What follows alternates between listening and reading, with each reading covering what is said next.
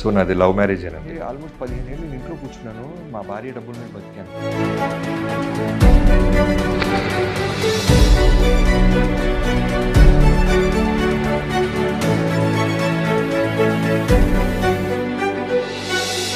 నమస్తే friends, welcome to CR ముచ్చట్లు. Friends, ఇప్పటి వరకు తెలుగు సినిమా ఇండస్ట్రీలో చాలా మంది దర్శకులు వారిని వారు స్టార్లుగా ఎస్టాబ్లిష్ చేసుకోవడానికి చాలా కష్టపడుతున్నారు. అలాంటి వారిలో డైరెక్టర్ బాబీ కొల్లి కూడా ఒకరు. ఇతను హిట్లు ఫ్లాప్స్ తో సంబంధం లేకుండా వరుసగా సినిమాలు చేసుకుంటూ దూసుకుపోతున్నాడు. ఇక రీసెంట్ గా బాబీ డైరెక్షన్ లో బాలయ్య నటించిన డాకు మహారాజ్ సినిమా సంక్రాంతికి ప్రేక్షకుల ముందుకు వచ్చి పాజిటివ్ టాక్ ని సొంతం చేసుకుంది. ఇదిలా ఉంటే ఒకప్పుడు మొగలి రేకులు సీరియల్ తో మంచి గుర్తింపు పొందిన నటుడు ఆర్కే సాగర్ ఆ సీరియల్ తో ఒక స్టార్ హీరోకి వచ్చినంత ఇమేజ్ ని సొంతం చేసుకున్నాడు. ఇక ఇతని క్రేజ్ ని చూసి చాలా మంది డైరెక్టర్లు ఆర్కే సాగర్ తో సినిమాలు చేయడానికి కూడా ప్లాన్ చేశారు. అలా ఈ క్రమంలోనే ప్రభాస్ చేసిన మిస్టర్ పర్ఫెక్ట్ సినిమాలో ఒక మంచి క్యారెక్టర్ ఉందని డైరెక్టర్ దశరథ్ ఆర్కే సాగర్ ని అప్రోచ్ అయ్యాడు. ఇక అందుకు ఆర్కే అది చిన్న క్యారెక్టర్ అని తను చేయనని సున్నితంగానే తిరస్కరించగా దశరథ్ దగ్గర అసిస్టెంట్ డైరెక్టర్ గా చేస్తున్న బాబీ అతన్ని ఇంప్రెస్ చేయాలని సాగర్ దగ్గరికి వెళ్లి ఆ క్యారెక్టర్ రాజ్ సుందరం కోసం డిజైన్ చేసిందని, ఆ పాత్ర చేస్తే నీకు మంచి గుర్తింపు వస్తుందని, ప్రభాస్ కంటే నీ పాత్రకే ఎక్కువ స్కోప్ ఉందని చెప్పడంతో బాబీ మాటలు నమ్మిన సాగర్ ఆ సినిమా ఒప్పుకొని కంప్లీట్ చేశాడు. అయితే ఆర్కే ఆ సినిమాలో నటించేటప్పుడు ఆ పాత్ర తనకి బాగా ఇంపాక్ట్ అనిపించిన మూవీ రిలీజ్ అయ్యాక అతని పాత్రని ఎవరు గుర్తించకపోవడంతో తన కెరియర్ కి పెద్ద దెబ్బ పడిందని, ఆ మూవీ వల్ల అటు సీరియల్స్ లేక ఇటు సినిమాల్లో ఛాన్సులు రాక చాలా వరకు తన కెరియర్ డ్యామేజ్ అయిందని, ఇందుకు బాబీయే కారణమని ఆర్కే సాగర్ ఒక ఇంటర్వ్యూలో చెప్పుకొచ్చాడు. అసలు జూనియర్ ఎన్టీఆర్ కి బాబీకి ఉన్న గొడవలేంటి? నిజంగానే 13 ఏళ్లు ప్రేమించిన అమ్మాయి కోసం బాబీ సినిమా ఇండస్ట్రీకి వచ్చాడా? ఊర్వశి రౌటెలకి బాబీకి ఉన్న సంబంధం ఏంటి? యాక్టర్ అవ్వాలనుకున్న బాబీ డైరెక్టర్ గా ఎలా మారాడు అనే నమ్మలేని నిజాల్ని ఈ వీడియోలో చెప్పడానికి నేను ప్రయత్నిస్తాను. మీరు మాత్రం ఈ వీడియోని పూర్తిగా చూడండి. ఉరుకుల పరుగులతో సాగే ఈ ప్రపంచంలో ఒక కప్పు టీతో మన రోజుని మొదలెడతాం. అలాంటి మిమ్మల్ని మరింత తాజాగా ఉంచాలని మన సిఆర్ వాయిస్ మీకోసం బేబర్ టీని తీసుకొస్తుంది. ఊటీలో పండే 3 రకాల ఆకులతో తయారైన బేబర్ టీ మిమ్మల్ని ఎల్లప్పుడూ ఆరోగ్యంగా, ఉత్సాహంగా ఉంచుతుంది. ఇందులో 5 ఫ్లేవర్స్ ఉన్నాయి. కమెంట్ సెక్షన్ లో ఇచ్చిన వెబ్సైట్ లింక్ తో వెళ్ళి మీకు నచ్చిన ఫ్లేవర్ ని రుచి చూడండి. కొల్లి సంతోష్ రవీంద్ర అలియాస్ బాబీ. ఇతను 1983 ఆగస్టు 1న ఆంధ్రప్రదేశ్లోని గుంటూరులో ఒక మధ్యతరగతి కుటుంబంలో జన్మించాడు. తండ్రి మోహన్ రావు, తల్లి ఇందిరా. ఇతనికి ఒక అక్క కూడా ఉంది. ఇక బాబీ తండ్రి నగరపాలెంలో వ్యవసాయం చేసుకుంటూ కుటుంబాన్ని పోషిస్తే తల్లి హౌస్ వైఫ్ గా ఉండేది.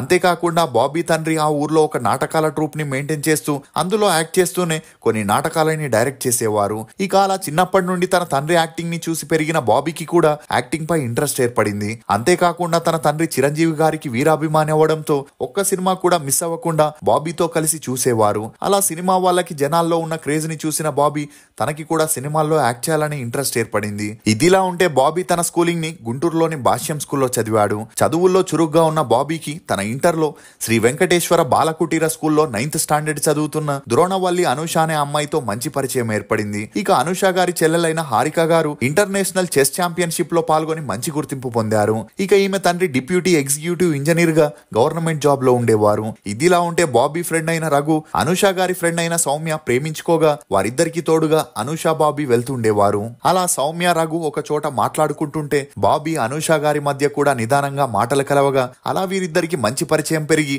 ఆ పరిచయం కాస్త నిదానంగా సన్నిహిత్యంగా మారి వీరిద్దరూ ప్రేమలో పడ్డారు. ఇక అలా రోజు ల్యాండ్ లైన్ ఫోన్ లో మాట్లాడుకుంటూ తమ రిలేషన్ ని మెయింటైన్ చేసేవారు. ఇక ఈ క్రమంలోనే అనూష గారి సిస్టర్ మరియు ఆమె ఫ్యామిలీ మంచి పొజిషన్ లో ఉండడంతో బాబీ తను అనూష గారిని పెళ్లి చేసుకోవాలంటే బాగా చదివి మంచి పొజిషన్ లో ఉండాలని డిసైడ్ అయ్యాడు. ఇక అలా బాబీ ఎప్పుడైతే తన బీకామ్ డిగ్రీని పూర్తి చేశాడో ఆ తర్వాత జాబ్ చేయడం ఇష్టం లేక తను సినిమాల్లోకి వెళ్లి బాగా ఫేమస్ అయితే అనూష గారినిచ్చి ఆమె తల్లిదండ్రులు తనకి పెళ్లి చేస్తారనుకున్నాడు. ఇక అలా బాబీకి ఇండస్ట్రీలోకి ఎలా వెళ్లాలో, ఎవరిని కలవాలో తెలిసేది కాదు. ఈ క్రమంలోనే ఒకసారి గుంటూరులో ఒక ఫంక్షన్ ఏర్పాటు చేయగా అందులో రైటర్ చిన్ని కృష్ణ గారు చీఫ్ గెస్ట్ గా హాజరయ్యారు. ఇక ఈ విషయాన్ని తెలుసుకున్న బాబీ ఆ ఫంక్షన్ కి వెళ్లి తనని తాను పరిచయం చేసుకుని చిన్ని కృష్ణ గారికి సన్మానం కూడా చేశాడు.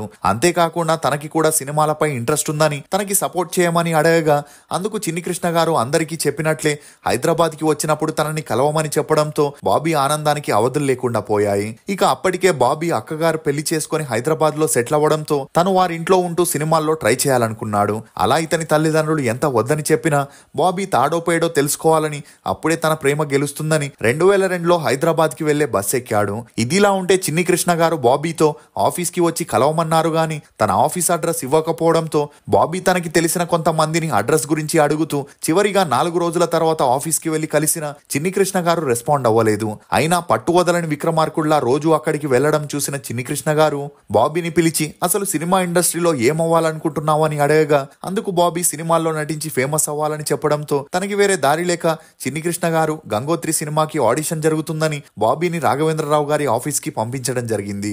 ఇక అలా చూడ్డానికి యంగ్ గా మంచి హైట్ ఉండడంతో బాబీని అల్లు అర్జున్ ఫ్రెండ్ క్యారెక్టర్ కి సెలెక్ట్ చేసి తనకి స్కూల్ యూనిఫామ్ ఇవ్వగా నిక్కర్ వేసుకొని నటించడం ఇష్టం లేక మరియు ఆ గెటప్ లో అనుష గారు గాని ఆమె ఫ్యామిలీ గాని చూస్తే తన పెళ్లికి ఒప్పుకోరేమో అని బాబీ తనకి వచ్చిన పాత్రని చేయకుండా మళ్ళీ చిన్ని కృష్ణ గారి దగ్గరికి వెళ్లి మీలాగే రైటర్ అవ్వాలనుకుంటున్నానని చెప్పడంతో తనని ఆఫీస్ బాయ్ గా చేర్పించుకొని మధ్య మధ్యలో అసిస్టెంట్ రైటర్ గా కూడా ట్రైనింగ్ ఇచ్చేవారు. అలా నెలకి 500 రూపాయల శాలరీతో 2 సంవత్సరాలు చిన్ని కృష్ణ గారి దగ్గరే పనిచేసిన ఎటువంటి ప్రయోజనం లేకుండా పోయింది. ఆ తర్వాత పరుచూరి బ్రదర్స్, కోనా వెంకట్, ఎంఎస్ రాజు గారి దగ్గర అసిస్టెంట్ గా చేస్తూ కొన్ని మూవీస్ కి డైలాగ్స్ రాసిన ఆ మూవీస్ లో ఇతని పేరుని వేసేవారు కాదు. ఇక ఈ క్రమంలోనే ఒకసారి రామోజీ ఫిలిం సిటీలో కన్నడ డైరెక్టర్ అయిన ఎస్ నారాయణ ఒక మూవీ షూటింగ్ లో ఉన్నప్పుడు బాబీ అక్కడికి వెళ్లి తనని కలవడంతో కన్నడ భాష తెలిస్తే ఖచ్చితంగా ఛాన్స్ ఇస్తానని చెప్పగా అప్పటి నుండి బాబీ కష్టపడి 3 నెలల్లో కొంతవరకు కన్నడ భాషని నేర్చుకోగా బాబీ హార్డ్ వర్క్ ని చూసిన డైరెక్టర్ నారాయణ తనకి చిక్కపేట సాచాగలు అనే మూవీలో డైలాగ్ రైటర్ గా ఛాన్స్ ఇచ్చాడు.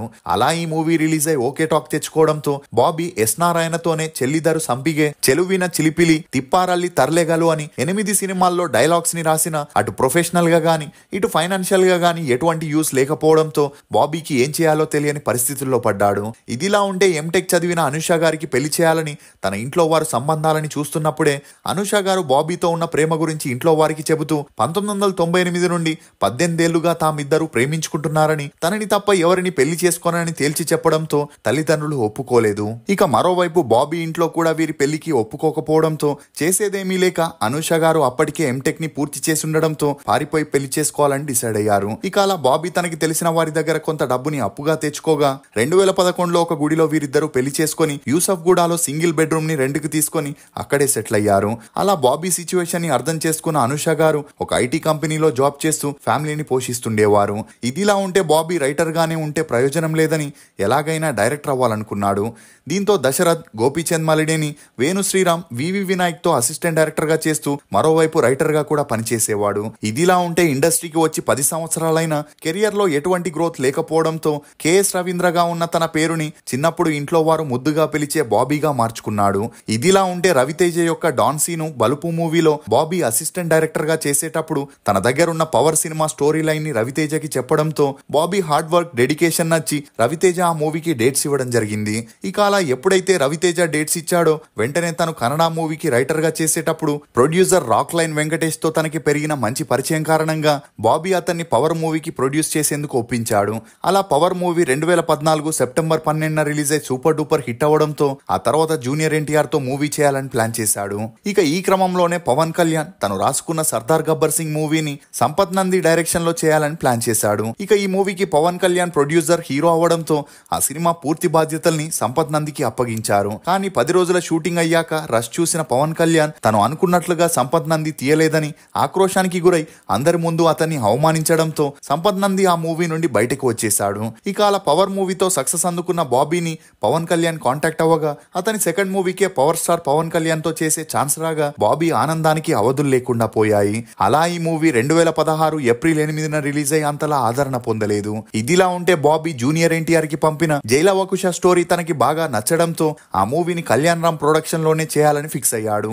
ఇక అలా షూటింగ్ స్టార్ట్ చేయగా బాబీ అడిగిన సెట్స్ ని గానీ, లొకేషన్స్ ని గానీ, ఎక్విప్మెంట్స్ ని గానీ కళ్యాణ్ రామ్ ప్రొవైడ్ చేయకపోవడంతో ఇదే విషయం బాబీ జూనియర్ ఎన్టీఆర్ కి చెప్పినా తను పట్టించుకోకపోవడంతో భారీ బడ్జెట్ తో చేయాల్సిన జైలవకుశ మూవీ మీడియం బడ్జెట్ తో చేయడంతో ఆ మూవీ అనుకున్నంత గ్రాండ్యూర్ గా రాలేదని, ఈ విషయంపై ఎన్టీఆర్ కి బాబీకి కొంతవరకు మనస్పర్ధాలు వచ్చి వీరిద్దరి మధ్య దూరం పెరిగిందని, దీని కారణంగానే బాబీ ఆ మూవీ ప్రమోషన్స్ లో సరిగా పార్టిసిపేట్ చేయలేదని ఒక ఇంటర్వ్యూలో చెప్పుకరావడం గమనార్హం. ఇక అలా జైలవకుశ మూవీ రిలీజ్ అయి హిట్ అయినా మళ్ళీ వీరిద్దరూ ఎక్కడా కలిసి పనిచేయలేదు. ఆ తర్వాత వెంకటేష్ నాగ చైతన్య హీరోలుగా వెంకీ మామ అనే మూవీని చేయగా ఆ మూవీ మిక్స్డ్ టాక్ ని తెచ్చుకుంది. ఇదిలా ఉంటే సనం రే మూవీ నుండి ఊర్వశి రౌటెల్లా అందానికి టాలెంట్ కి ఫ్యాన్ అయిన బాబీ ఆమెను ఎలాగైనా తెలుగు ఇండస్ట్రీకి తీసుకురావాలనుకున్నాడు. ఇక ఈ క్రమంలోనే చిరంజీవి గారితో వాల్తేరు వీరయ్య మూవీని ప్లాన్ చేయగా అందులో మొదటిగా ఆమెను హీరోయిన్ గా అనుకున్న అందుకు ప్రొడక్షన్ టీం ఒప్పుకోకపోవడంతో ఐటమ్ డాన్సర్ గా తీసుకురావాలనుకున్నాడు. అలా ఆ మూవీలో శృతి హాసన్ కి 75 లక్షల రెమ్యూనరేషన్ ఇస్తే ఊర్వశి రౌటెల్లకి మాత్రం ఒక ఐటమ్ సాంగ్ కోసం 2 కోట్ల రూపాయలు ఇవ్వడం జరిగింది. ఇక ఈ మూవీ చేస్తున్నప్పుడే వీరిద్దరికి పెరిగిన సన్నిహిత్యం కారణంగా డాకు మహారాజులో ఊర్వశికి ఎస్ఐ జానకి క్యారెక్టర్ నివ్వగా ఈ మూవీ జనవరి 12న రిలీజ్ అయి హిట్ టాక్ ని తెచ్చుకుంది. ఇదిలా ఉంటే బాబీ మరియు అనూష అన్యోన్య సంసారానికి గుర్తుగా 2019 అక్టోబర్ 11న వైష్ణవి అనే అమ్మాయి జన్మించింది. ఇప్పటి వరకు బాబీ 6 సినిమాల్ని డైరెక్ట్ చేయగా ఇతని డైరెక్షన్ కి గాను ఒక సంతోషం అవార్డ్ ని అందుకున్నాడు. బాబీ మూవీస్ లో మీ ఫేవరెట్ ఏదనేది కమెంట్ సెక్షన్ లో తప్పకుండా తెలియజేయండి. మేము చేసిన ఈ వీడియో మీకు నచ్చినట్లయితే ఒక లైక్ ద్వారా మీ సపోర్ట్ ని మాకు తెలియజేయండి. For more interesting videos please subscribe to CR ముచ్చట్లు. Thank you.